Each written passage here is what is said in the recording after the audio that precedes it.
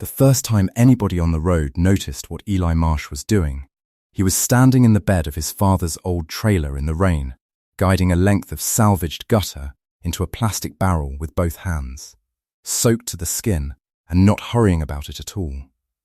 "Boys collecting rainwater," Hollis Rank said from his porch, loud enough to carry. Laughing the kind of laugh a grown man laughs when he's decided something is beneath his attention. In buckets.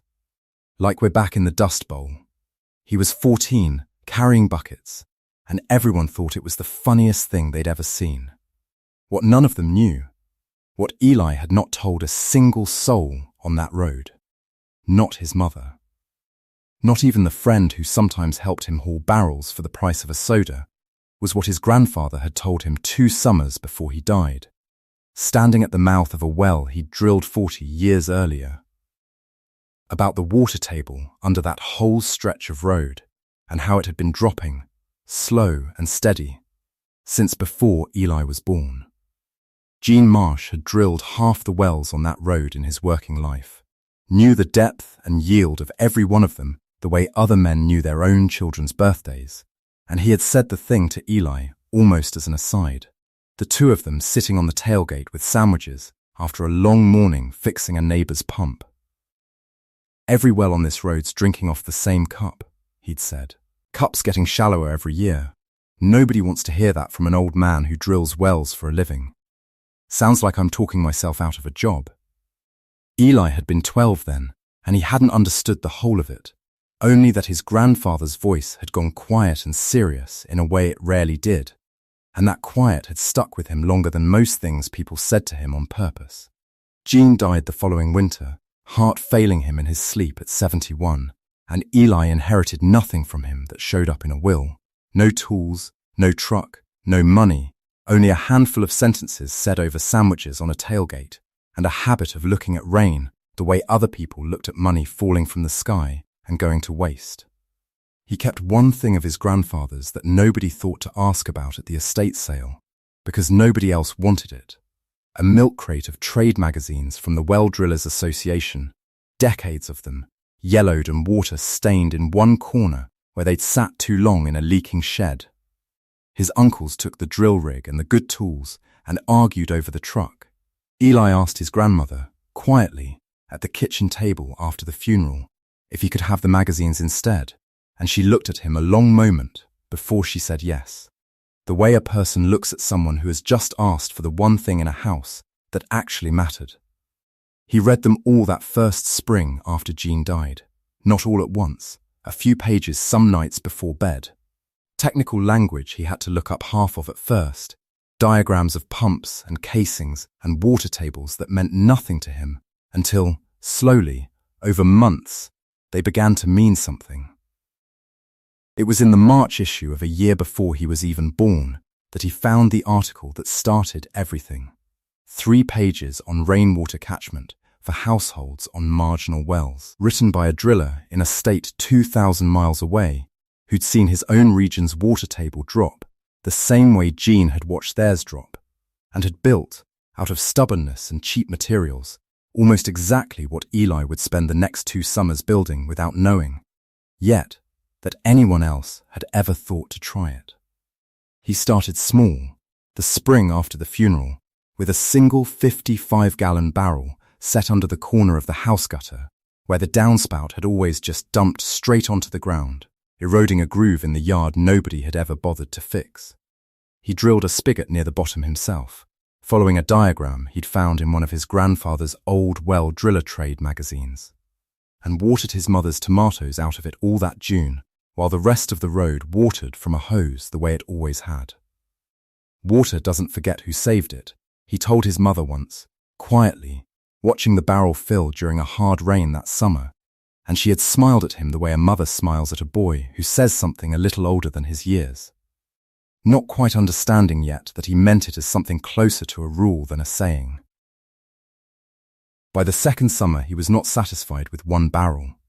He started walking the road on trash day, which was its own kind of education, because a road like that one threw away more useful material in a year than most people would guess.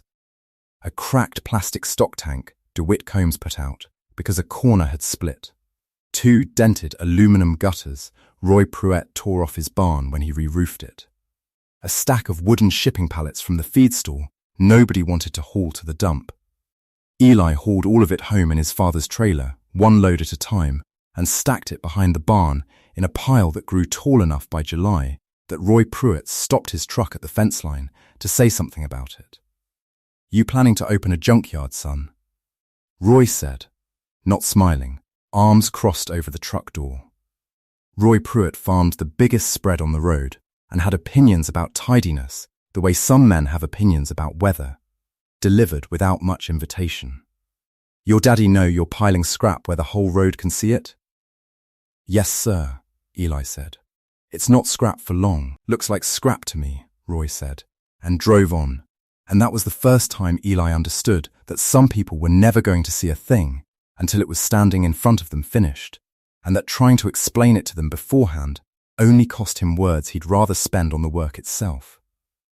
Roy mentioned it again a week later, this time to Eli's father directly. Catching Wade at the feed store loading sacks into his truck bed. "Your boy's turning the back of your place into a scrapyard," Roy said. Not cruel about it, just certain, the way he was certain about most things. "Might want to say something before the county does. I'd hate to see you cited over a pile of trash barrels." Wade came home that evening and stood at the edge of the pile a long while, and Eli braced himself for the conversation he'd been dreading since the first truckload. But Wade only asked him to keep it stacked neater, tarped against the weather, out of sight from the road if he could manage it, and left it at that, which was as close to permission as Wade Marsh generally handed out. "Roy Pruett came by the feed store today," Wade said at supper. "Told me to say something to you about the pile." "What'd you tell him?" Eli asked. "I told him I raised a boy who finishes what he starts," Wade said, "and that I intended to let him keep starting things until I had reason not to." He didn't say it warmly, exactly. He said it the way a tired man states a fact he's decided to stand behind, and Eli understood it was the nearest thing to a blessing he was going to get that summer, and took it as one. His father, Wade Marsh, was a harder audience than Roy in some ways, because his skepticism came wrapped in worry instead of scorn.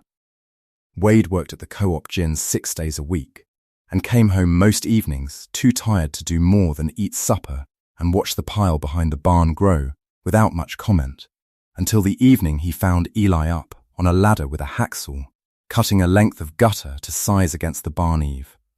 "You're going to fall off that ladder and split your head open over a water barrel," Wade said, not unkindly, standing at the bottom with his arms crossed the way Roy had crossed his at the fence, though on Wade it looked more like worry than judgment.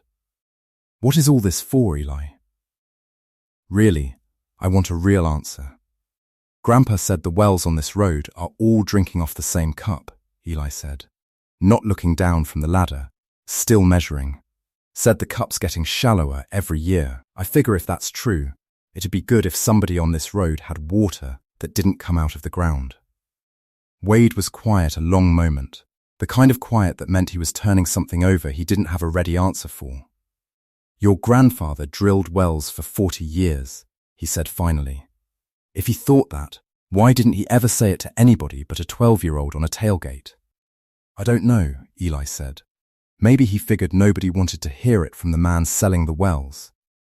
Wade didn't have an answer for that either, and he let Eli keep working, though the worry in his face didn't fully leave it, not that summer, and not for a long while after. The system grew through July and August the way something grows when a boy has more patience than money, and more time than either. 8 food-grade plastic totes, the kind that had once hauled syrup and cleaning solvent for a bottling plant 2 counties over, scrubbed clean with a mixture his grandfather's old magazine swore by. Baking soda and vinegar, and a whole afternoon of scrubbing until the smell of solvent finally gave way to nothing at all. He mounted them on pallet stands he built himself out of the lumber nobody wanted, staggered at 3 different heights so gravity alone could move the water from tote to tote without a pump. He ran salvaged gutter off both the house roof and the old hay barn's tin roof. fitted with a first flush diverter he built from a length of capped PVC pipe, a trick from the same trade magazine, so the first dirty rush of water off a dry roof ran to waste in the yard instead of fouling the tanks. He screened every inlet with cut squares of window mesh to keep the mosquitoes out, because his grandfather's magazine had a whole page devoted to nothing else.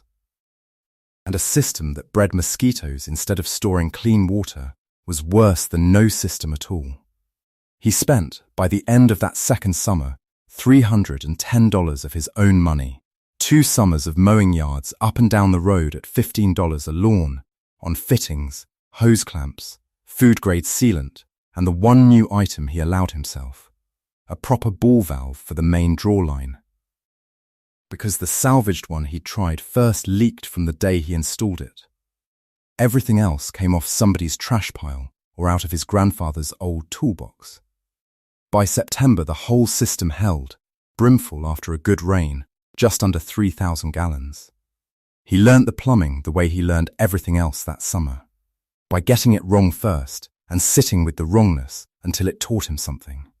His first attempt at linking the totes in series, so overflow from the highest tank fed the next one down without him having to haul a single bucket by hand, sprang a leak at every joint the first time he ran water through it, because he'd used ordinary hardware store fittings never meant to hold a static head of water for more than an afternoon.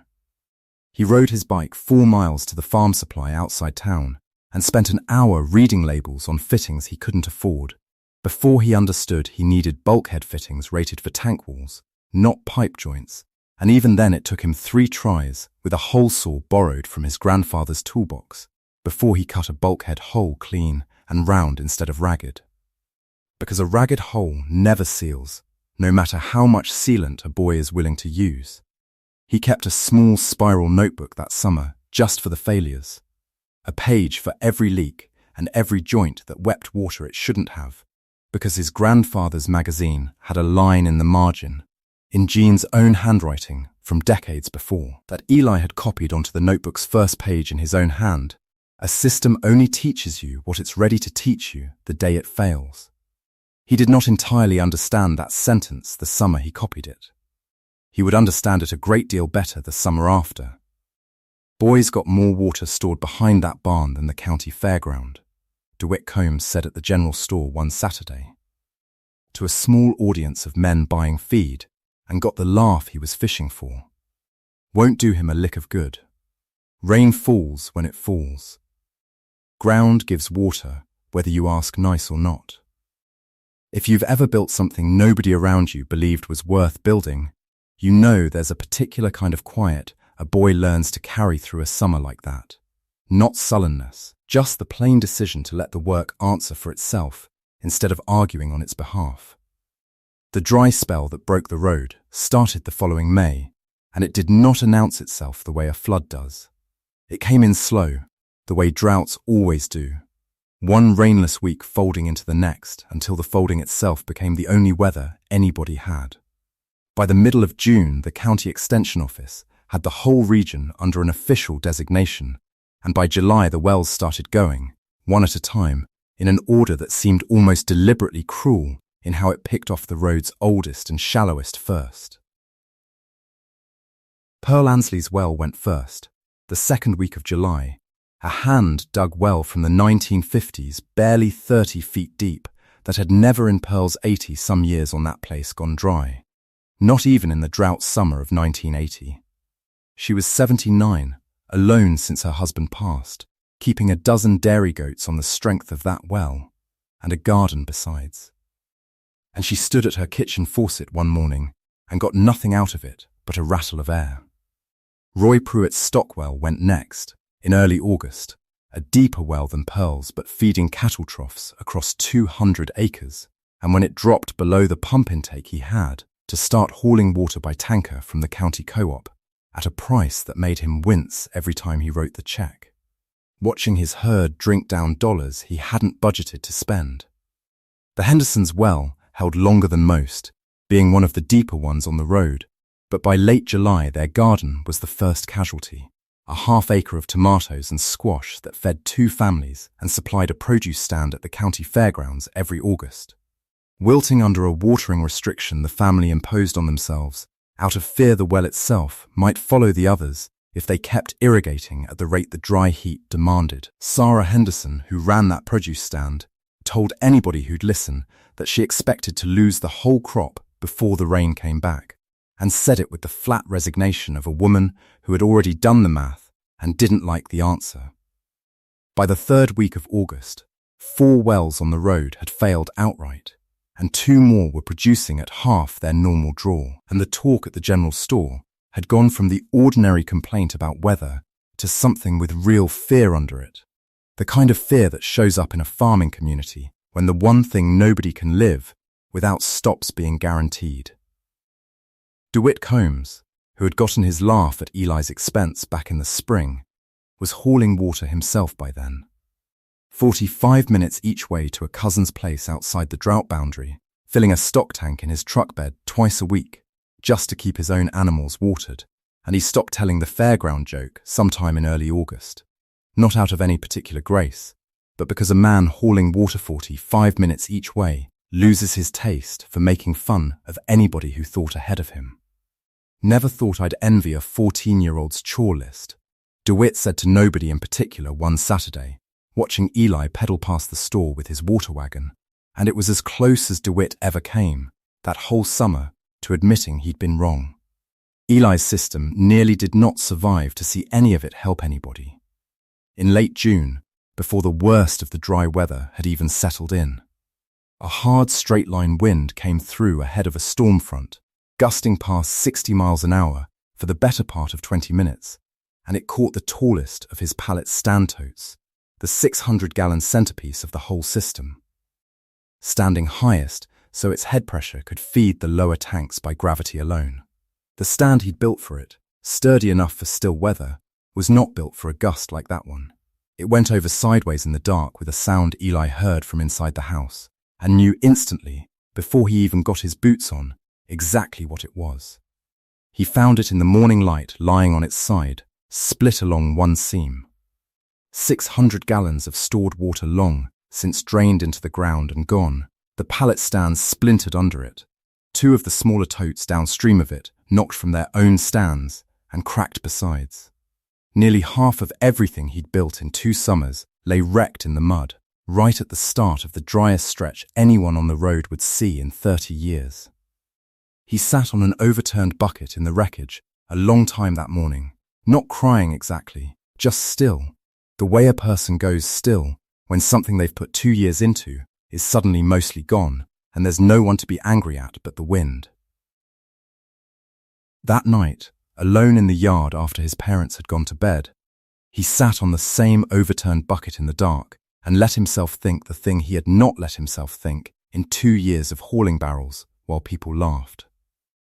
Maybe water doesn't remember anybody. Maybe it just falls and runs off and leaves, the same as everything else does eventually. And a boy who spent 2 summers and every dollar he owned trying to hold on to something that size, was only ever fooling himself into thinking effort, could out-argue weather. He looked at the split tote lying dark in the moonlight and thought, for the first time since his grandfather's tailgate conversation, that maybe the old man had been wrong, or maybe Eli had simply misunderstood him, heard a story about a cup running shallow and turned it into a plan too big for a 14-year-old to actually carry. He did not sleep much that night. Somewhere close to 2 in the morning, sitting at the kitchen table with his grandfather's old trade magazine open in front of him under the stovelight, he found the page he'd skimmed past both summers before, without really reading. A short paragraph, easy to miss, about staking and bracing elevated tanks against wind load, with a simple diagram of a cross-braced stand instead of the plain square one he'd built. He read it 3 times.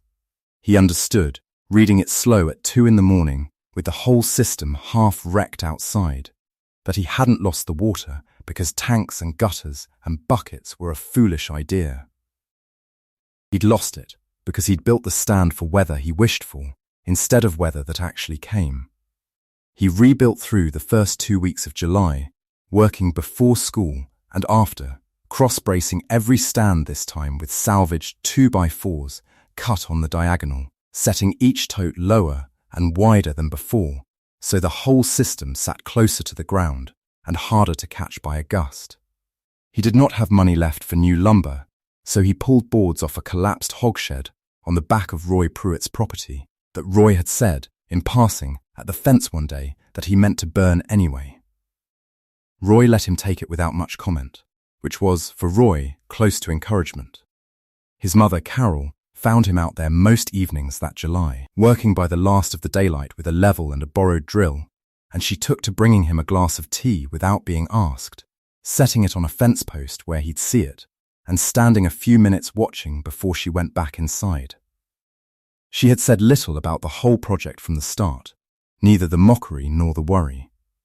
Mostly because she'd watched her own father-in-law build half his life's work out of other people's discarded pipe and know how nobody else wanted, and she recognized the shape of what her son was doing, even when she couldn't have explained the engineering of it herself.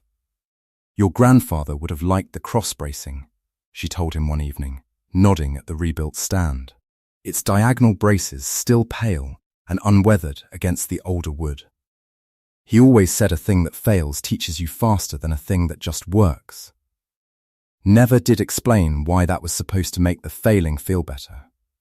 "It doesn't," Eli said, and she laughed, short and warm, and left him to it. By the last week of July, he had 4 of the 8 totes rebuilt and reset. And he began the slow work of testing each joint again before trusting it with a full tank, running the hose at low pressure and watching every seam for the faint dark bloom of a leak, the way his grandfather's magazine had taught him to watch. Patient in a way that surprised even his own mother, who had never known her son to be patient about anything that didn't interest him.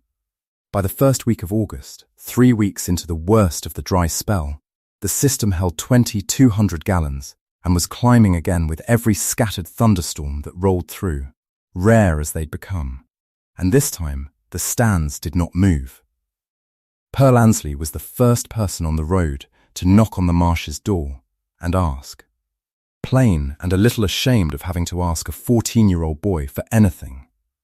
"I've got goats that need watering and a well that won't give me a drop," she said, standing on the porch with an empty 5-gallon bucket in each hand.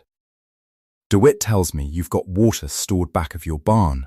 I can pay you something for it, whatever's fair." "You don't have to pay me, Mrs. Ansley," Eli said. "I'll fill your buckets."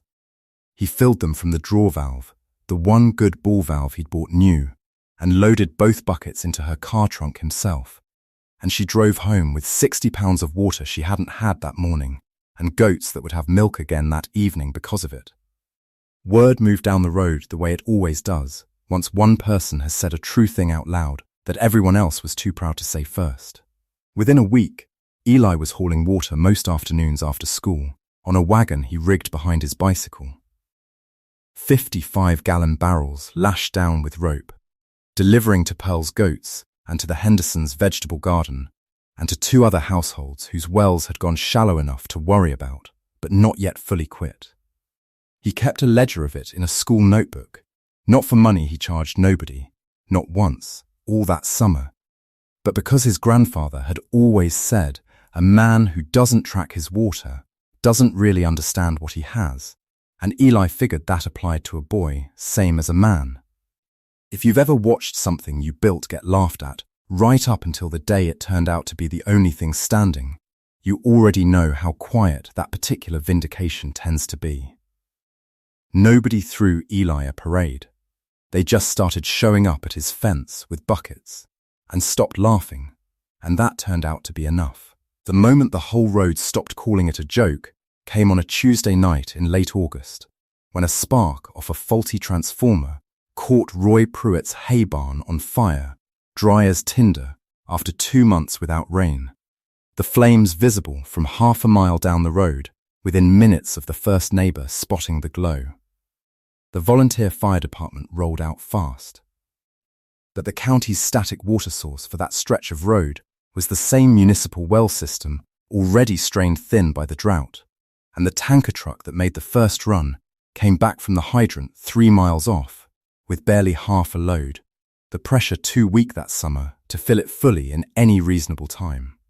Roy stood in his own yard, watching the fire crew work with a garden hose trickle and a half-empty tanker against a barn fire that wanted a real deluge. And it was Wade Marsh, of all people, who thought of it first and sent Eli's cousin running the 1/4 mile down the road on foot to fetch him. Eli came on his bicycle, with the wagon still rigged behind it, and it was nowhere near enough water on its own. 4 barrels against a barn fire, but it was enough to keep the crew's booster tank from running dry in the 10 critical minutes before the tanker made its second, fuller run from a hydrant closer to town. Enough to hold the fire to the hay barn instead of letting it jump the 20 feet of dry grass to the machine shed, where Roy kept $200,000 of equipment.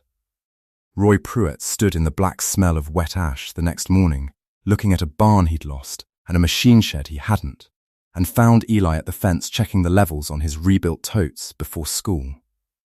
"You planning to open a junkyard, son?"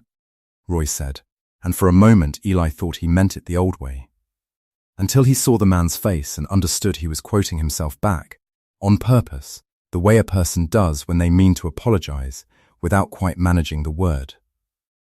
"It's not scrap anymore," Eli said, the same answer he'd given 2 years before, and this time Roy laughed, short and real, and put out his hand.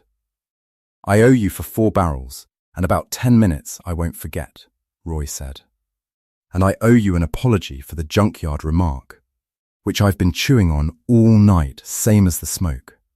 "You don't owe me anything," Eli said. "I'd have brought the water regardless." "I know you would," Roy said. "That's most of why I'm apologizing."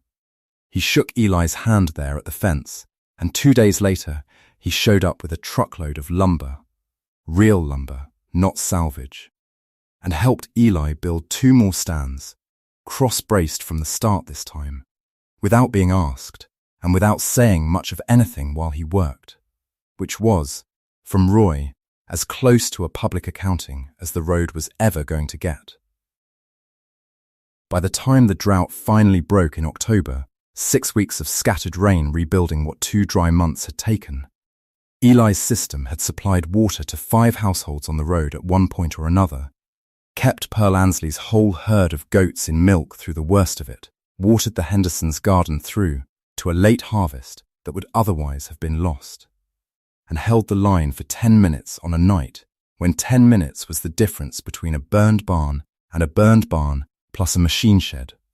None of it showed up on any ledger that mattered to anybody but Eli, who kept his in a school notebook in pencil, water out, never water sold, because his grandfather had taught him to track what a man gives away every bit as carefully as what he keeps. Sarah Henderson's produce stand made it to the fairgrounds that August after all. 3 weeks of borrowed water off Eli's wagon, carrying the tomatoes and squash through the worst stretch of dry heat, and she brought him a crate of both the following Saturday, set on the porch without a word, because some thanks are better delivered than spoken. His mother put up half of it in jars that full, and every jar in the pantry that Winter carried, in Carol's mind if nobody else's, a little of the water her son had hauled by bicycle 2 months before. The school superintendent asked him, that same September, if the district's small greenhouse program out at the elementary school could tap into a scaled-down version of what he'd built.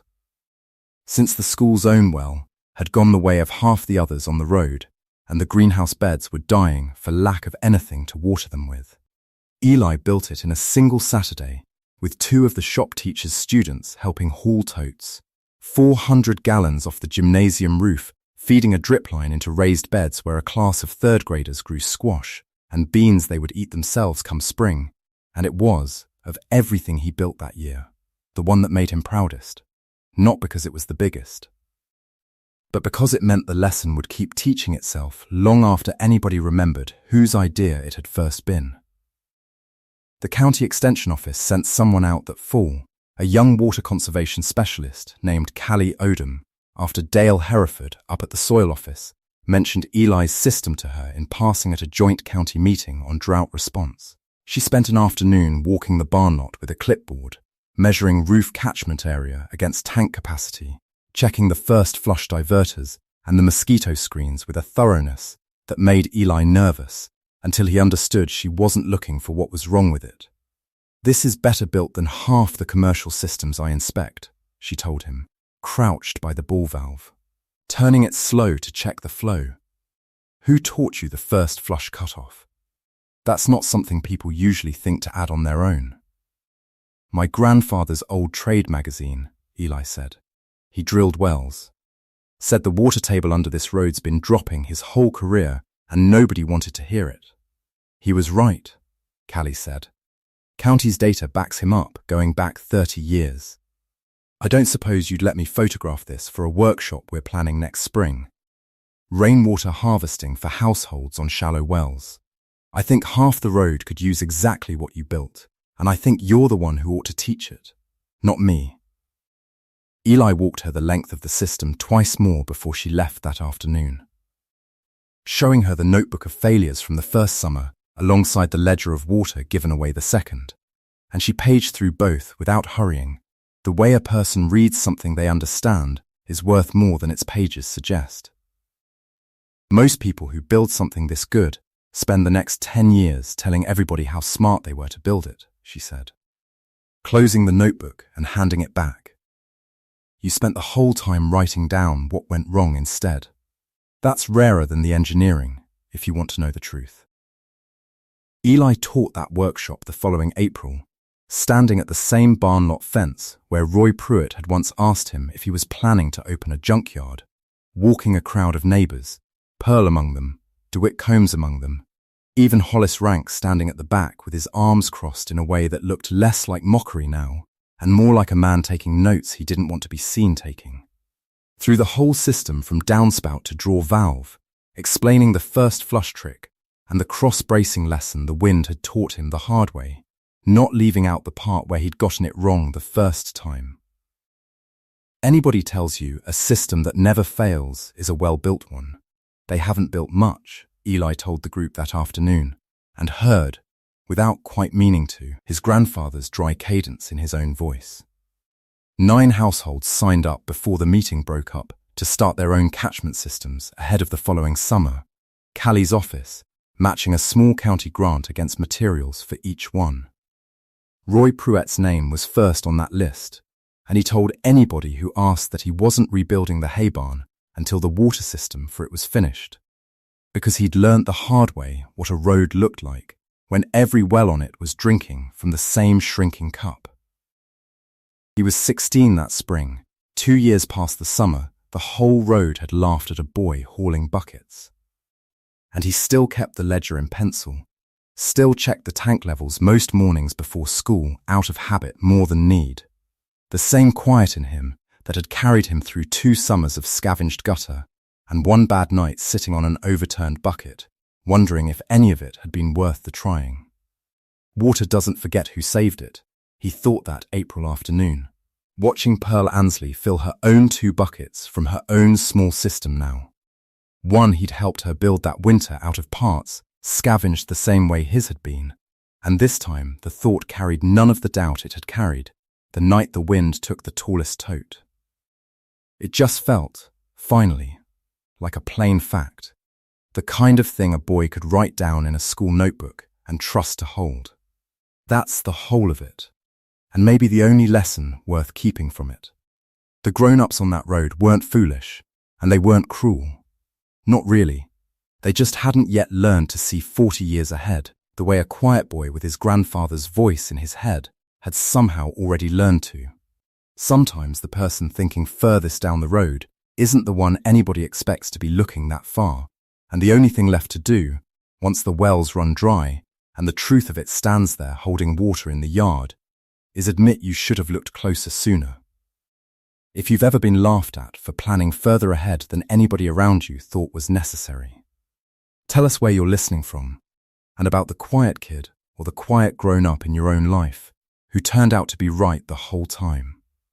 If this story found you today, share it with somebody who's still building the thing nobody else believes in yet.